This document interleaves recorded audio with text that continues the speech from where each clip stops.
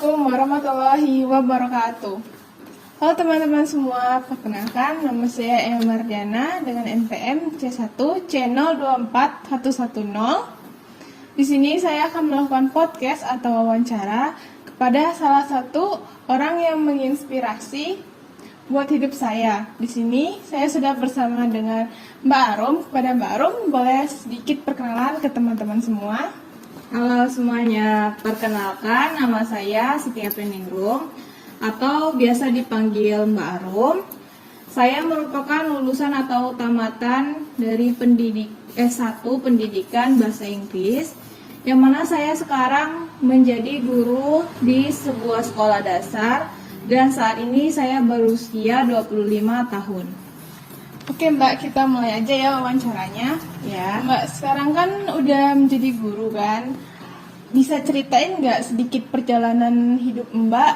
Kenapa Mbak tuh memilih profesi menjadi guru daripada profesi-profesi yang lain? Baik. Jadi ceritanya saya itu memang hidup di keluarga yang berdekatan dengan dunia pendidikan, yang mana kedua orang tua saya berprofesi sebagai guru juga di sebuah sekolah dasar. Jadi waktu itu juga rumah kami dekat dengan sekolahan. Jadi saya tiap hari ikut serta juga ketika ibu saya mengajar di kelas. Saya juga ikut masuk di kelas walaupun saat itu saya belum sekolah, belum masuk karena usianya belum tepat. Jadi kemudian juga saya mempunyai adik-adik saya, kemudian kami sering bermain peran yang mana saya sebagai gurunya, kemudian adik-adik saya menjadi muridnya. Jadi dari situ saya juga mempunyai cita-cita menjadi guru, karena menurut saya bermain peran sebagai guru itu menyenangkan. Kemudian saya berpikir bahwa ketika kita menjadi guru, jadi ilmu yang sudah kita dapatkan dari sekolah, dari SD, SMP, SMA, kemudian juga dilanjutkan di universitas sebagai mahasiswa. Jadi kita mendapatkan ilmu, kemudian kalau kita menjadi guru, berarti kita juga mengajarkan ilmu yang kita dapat sebelumnya itu kepada siswa-siswa kita. Jadi siswa-siswa kita yang sebelumnya belum mengerti, jadi mengetahui dari ilmu yang telah kita berikan tadi. Jadi saya merasa dengan memberikan ilmu tersebut membuat hidup saya lebih baik lagi, dan ilmu yang diberikan tersebut tidak akan habis karena ketika kita mengajar kita terus mengulang-ulang ilmu tersebut, jadi ilmunya tidak hilang. Jadi hal itulah yang membuat saya mempunyai cita-cita ingin menjadi seorang guru kemudian harinya gitu. Mbak ini kan lulus tepat waktu kan Mbak? Ya. Gimana sih tips and trick cara Mbak itu biar bisa lulus tepat waktu dan bisa mendapatkan pekerjaan langsung setelah Mbak ini wisuda dan lulus itu? Pertama kita itu harus rajin, disiplin juga waktunya. Kemudian kita juga menargetkan target kita itu mau berapa lama nih kita lulusnya. Kalau pada saat itu saya itu lulus 4 tahun ya. Jadi saya rajin dan mentargetkan gimana caranya bisa lulus itu dengan cara kita belajar dulu sebelum memulai perkuliahan itu, belajar dulu agar nilai yang kita dapatkan itu baik dan tidak akan mengulang di semester selanjutnya. Karena kalau kita mengulang itu berarti kita menyia-nyiakan waktu yang sebelumnya itu. Kemudian kita juga harus fokus sama skripsi kita, mulai mencari judul, bagaimana cara penelitiannya nantinya. Terus kita juga harus mencari jurnal-jurnal terbaru agar skripsinya itu harus selalu dikerjakan, jangan menunda-nundanya gitu. Jadi kalau skripsinya juga jalan, jadi kita akan bisa lulus tepat waktu. Kemudian agar mencari pekerjaan itu lebih mudah, kita juga bisa mengikuti organisasi. Jadi dengan cara organisasi dan menjadi mahasiswa yang aktif juga membuat kita lebih banyak relasi dengan orang lain. Jadi siapa tahu orang lain tersebut bisa membantu kita mendapatkan pekerjaan lebih cepat sesudah kita lulus waktu itu. Wah, makasih banget ya Mbak tips and triknya. Ada nggak sih sosok atau momen penting yang membuat Mbak itu yakin nih untuk mengambil profesi atau jurusan pendidikan ini? Ya seperti sebelumnya tadi, kalau kata saya sosok yang mempengaruhi itu adalah kedua orang tua saya, terutama ibu saya.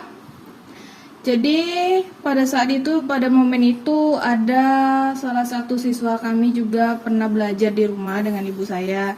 Jadi saya melihat dan juga punya ketertarikan juga membantu waktu mengajar tersebut.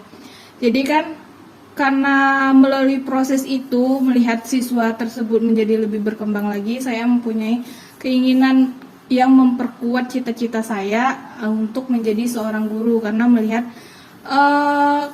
seorang siswa itu berkembang, jadi kita juga ikut senang gitu loh, gitu Mbak. Jadi hal itulah yang membuat saya. Kalau boleh tahu Mbak ini jadi gurunya selama sudah dari tahun berapa ya Mbak? Saya menjadi guru waktu itu dari tahun 2021, langsung dari tamat itu Mbak. Berarti sudah sekitar 4 tahun ya Mbak? Gimana Ya, sih? kurang lebihnya. Iya. Gimana sih perasaan Mbak waktu pertama kali ngajar pas sesudah tamat itu Mbak? Waktu pertama kali jujur yang saya rasakan itu pastinya gugup, nervous, terus khawatir gimana ngajarnya, kayak cemas gimana kalau nanti salah ngomong sama anak-anaknya, terus khawatir gimana kalau kelasnya itu terasa membosankan, tidak menyenangkan. Terus gimana kalau misalnya mereka tidak mengertikan apa yang kita ajarkan di kelas tersebut, tidak memahami.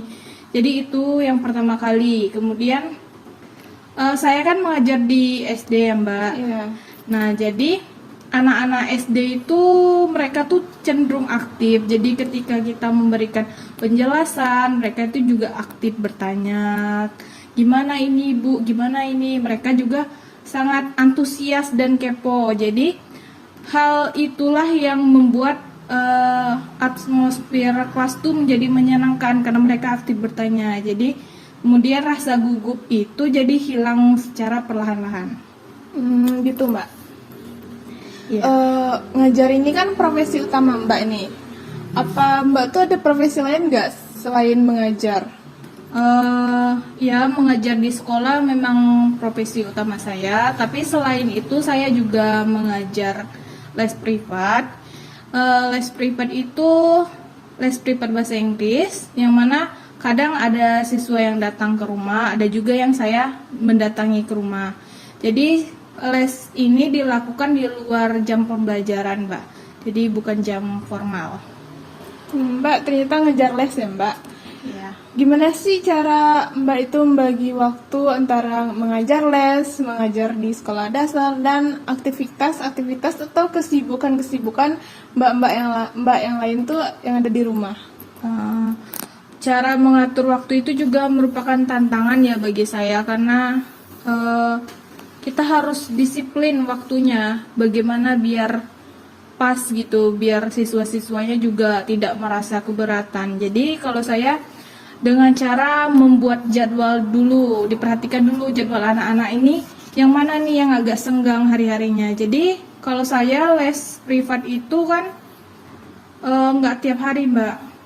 Jadi kayak cuman 2 hari dalam seminggu, bisa mereka misalnya mau belajar hari Kamis sama Jumat aja, apa Jumat sama Sabtu, atau ada juga yang ngambil hari Minggunya.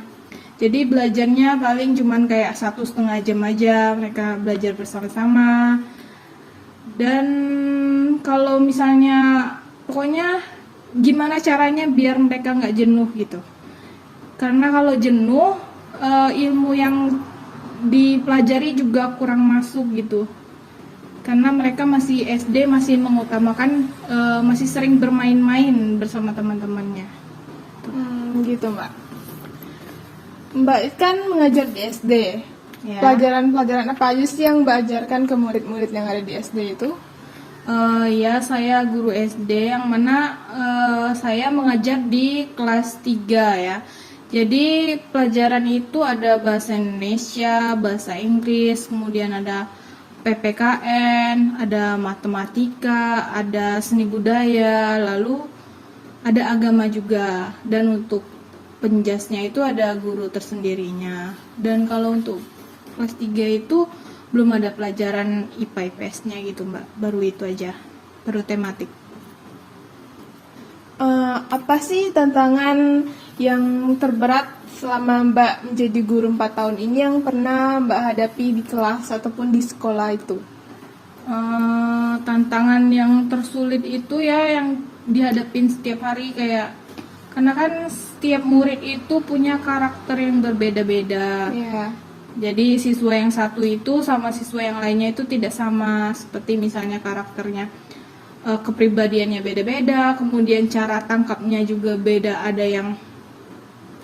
yang murah atau cepat menangkap pelajaran, ada yang agak lambat, ada yang lambat. Kemudian kepribadiannya ada yang aktif, ada yang suka teriak-teriak, ada yang pendiam, ada yang pemalu. Jadi kita harus sebagai guru kita harus mencocokkan bagaimana cara pendekatan yang lebih cocok untuk menghadapi siswa-siswa itu. Misalnya dengan cara siswa yang pemalu itu dibantu dengan cara bersama-sama bernyanyi bersama apa gimana, terus juga dengan cara mengulangi pembelajaran bagi mereka yang agak lambat menangkap.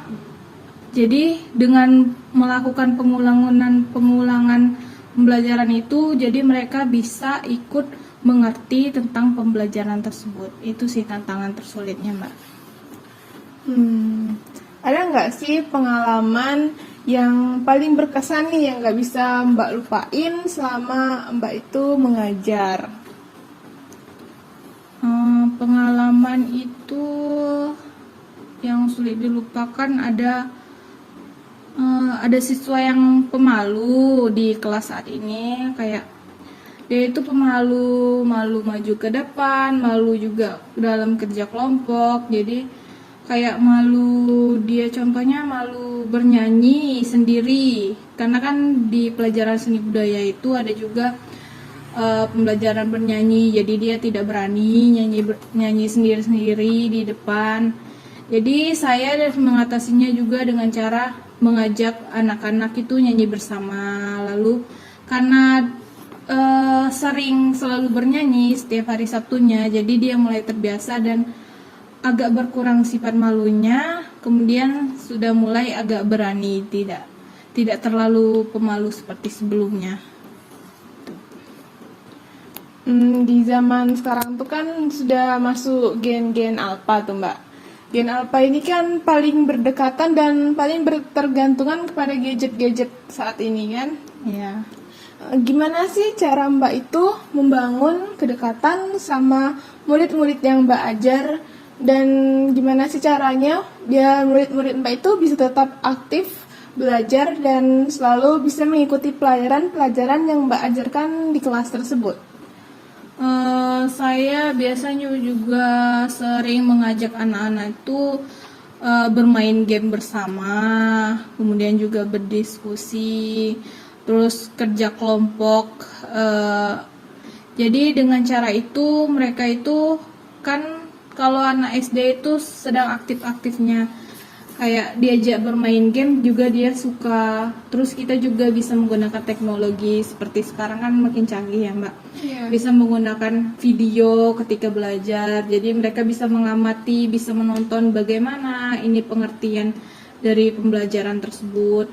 Kemudian bisa menggunakan gambar, jadi kemudian juga kita bisa menggunakan audio, jadi mereka juga belajarnya jadi menyenangkan dan lebih cepat menangkap. Jadi dengan menggunakan teknologi yang ada seperti sekarang juga membantu untuk anak-anak lebih aktif lagi dalam pembelajaran. Jadi pembelajarannya itu kita ciptakan supaya mereka tidak merasa bosan ataupun terbebani. Oh, jadi pakai teknologi yang sekarang yang udah relevan ke mereka ya Mbak? Iya. Menurut Mbak nih, apa sih arti menjadi seorang guru di zaman sekarang nih? Dimana guru tuh zaman sekarang kan tidak terlalu banyak gitu ya gajinya ya ketimbang profesi-profesi yang lain.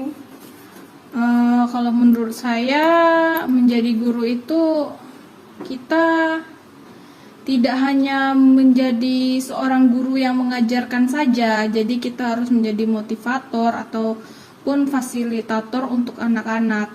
Jadi sebagai guru kita tidak hanya mengajarkan ilmu akademis juga, kita juga harus mengajarkan ilmu-ilmu sosialnya supaya anak-anak itu bisa tumbuh menjadi anak-anak yang sopan dan baik.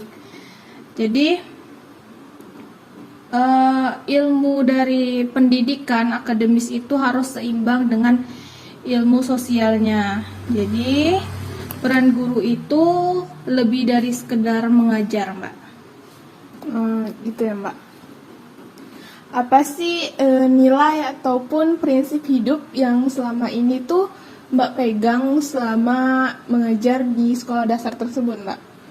Kalau saya pribadi, saya percaya setiap siswa-siswa yang saya ajarin itu mempunyai potensi yang berbeda-beda. Dan potensi itu juga pastinya luar biasa ya. Jadi sebagai guru, saya harus membantu mereka menemukan dan mengembangkan potensi yang mereka miliki tersebut. Lalu prinsip saya itu adalah dengan mengajar mereka dengan baik dan tulus supaya ilmu yang diajarkan secara baik dan tulus itu dapat lebih dipahami dan lebih bermanfaat bagi mereka di kehidupan nantinya untuk menemukan potensi serta meraih cita-cita mereka masing-masing. Itu, Mbak. Wah, prinsip Mbak keren banget ya Mbak. Apa sih harapan Mbak terhadap generasi muda saat ini, yaitu Gen Z nih Mbak? Ya, itu tadi saya berharap mereka tidak hanya memperhatikan hal akademik, yaitu dari nilai-nilainya saja, tetapi juga harus memperhatikan dari hal-hal karakter ataupun kehidupan sosialnya. Karena dunia ini kan cepat sekali ya Mbak berkembang dan berubahnya. Teknologi juga lebih canggih. Jadi saya mengharapkan juga mereka itu tidak hanya memperhatikan itu saja, tapi memperhatikan kehidupan sosialnya mereka juga, gimana agar kehidupan di dalam masyarakat itu baik, dan nilai-nilai tersebut dapat membawa perubahan besar bagi generasi muda, karena generasi muda itu merupakan fondasi yang kuat, baik dari sisi-sisi ilmunya atau pengetahuannya maupun nilai-nilai kehidupannya bagi dunia. Oh ya Mbak, apa sih pesan-pesan yang mau Mbak sampaikan ke guru-guru muda ataupun guru-guru yang baru memulai karir mereka untuk mengajar di sekolah-sekolah nih? Baik, pesan-pesan saya untuk guru-guru yang baru memulai karirnya, yaitu nikmati saja prosesnya, yang mana pasti menjadi seorang guru itu tidaklah mudah, banyak tantangannya, mulai dari dunia perkuliahan, mulai dari mencari pekerjaan. Jadi kita harus saling menguatkan dan menikmati prosesnya, yang mana jika kita sabar, kita akan memperoleh hasil yang memuaskan. Jadi jangan takut untuk belajar dan berkembang bersama siswa-siswa, yang mana yang paling penting itu kita harus mengajar dengan penuh ketulusan agar menciptakan generasi yang gemilang dan mempunyai siswa yang baik dari segi akademik maupun segi sosialnya. Wah, makasih banyak ya Mbak untuk pesan-pesan ke guru-guru muda yang baru memulai karir nih. Terakhir nih Mbak, apa sih pesan-pesan Mbak buat teman-teman yang lagi nonton ataupun yang lagi dengerin podcast ini.